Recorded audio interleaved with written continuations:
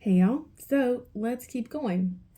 So we're moving from habits and practicing into it becoming part of us. And that's the whole goal, right? Is that this flesh nature that we have will be subdued and changed, born again into God's nature. The very spirit that raised him from the dead is living in you and me. That's what Paul teaches. Actually, Ezekiel says the same thing in Ezekiel 36. He says in verse 36:26, a new heart I will give you, and a new spirit I will put within you. I will take away the stony heart out of your flesh and give you a heart of flesh. Okay, just for a moment, think about removing the tablets of stone that the law was written on and putting in a heart of flesh, the Messiah, the Lamb, the Savior. Okay? And I will put my spirit within you and will cause you to walk in my statutes, and you shall heed my ordinances and do them.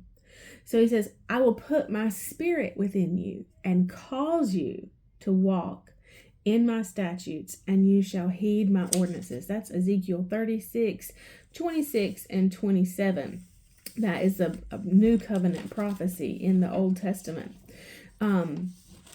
That we, because of the spirit that lives within us, and we'll talk about in Galatians here in just a few minutes or another day, but soon, that war between the works of the flesh and the fruit of the spirit. And so we choose, what are we feeding? What is getting bigger on the inside of us? Are we allowing our flesh to rule? And if not regulated by the word, the flesh will win. In order for the spirit to take the lead and to be the deciding voice, we must cleanse and get rid of all that is not of the Father. That flesh nature, that's why Jesus says, take up your cross and follow me. Paul says, I am crucified with Christ. And it's daily, sometimes hundreds of times a day, depending on what kind of situations you find yourself in, that we crucify that flesh desire to lash out or to be angry or things that would cause extreme sadness, focusing on things which are not good, beautiful, or lovely. His precepts, his teachings, and his instructions, right? The Passion Translation from Matthew 6:33 says, so above all, constantly seek God's kingdom and his righteousness.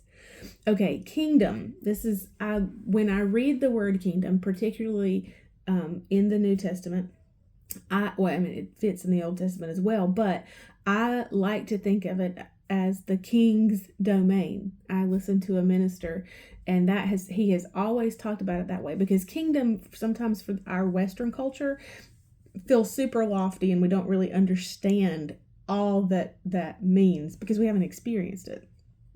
Side note, we are reading or studying the Middle Ages this year in school, and the boys, we were reading our Story of the World, and the boys and I were talking about different nations, and Rome and Italy was one that we were talking about, and we were talking about the history and how long Rome has been around.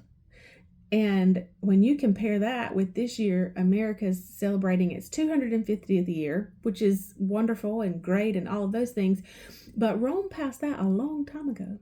You know, it's been around since Bible days, so well over 2,000 years. So you've got one, nation area that's been around thousands of years, and then one that's 250 years. And so there are a lot of things that, we can still learn that have happened that, we have never experienced as a nation. And so we do have to learn, and we do have to think, and we do have to pay attention to the things going on around us. And so we're at 5 minutes here. We'll pause and pick up again tomorrow. We'll see you then. Bye, y'all.